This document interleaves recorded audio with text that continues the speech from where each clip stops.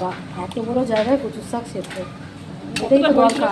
এতটা হয়েছিল, এটাই তো দরকার। দুবারে দিলাম। বড় জায়গা থাকলে কচু শাক সেদ্ধটা ভালো হয়। আর দুবারে এই গলে গেছে খুব ভালো কচু শাক। গলেছে, এত হ্যাপার জন্য আমি কচু শাক করতে চাই না, জানিস? খেতে তো খুব ভালো লাগে বল। খেতে সবারই ভালো। এটা ইলিশ মাছের মাথা দিয়ে হবে তো নাকি? বাহ, দারুণ।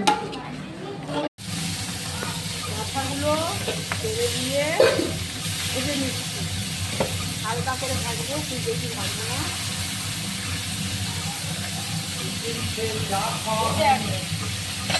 এটা দিয়ে করে রাখলে ভালো। হ্যাঁ,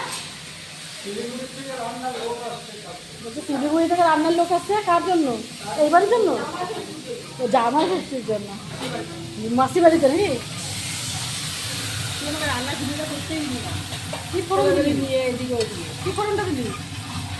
জিরে, তেজপাতা, শুকনো লঙ্কা ফোড়ন দিলাম, হ্যাঁ, দিয়ে ইলিশ মাছের মাথাগুলো যেগুলো ভেজে রেখেছিলাম সেগুলো দিয়ে দিলাম। তারপরে কচুর শাকটা জল ঝরানো দিয়ে দিলাম। না, আদা বাটা আমি কিছু দেবো না, শুধু জিরে দিয়েই করি। শুধু জিরে দিয়ে করিস? জিরে তেজপাতা, বুঝলো? জিরে আর তেজপাতা আর শুকনো লঙ্কা।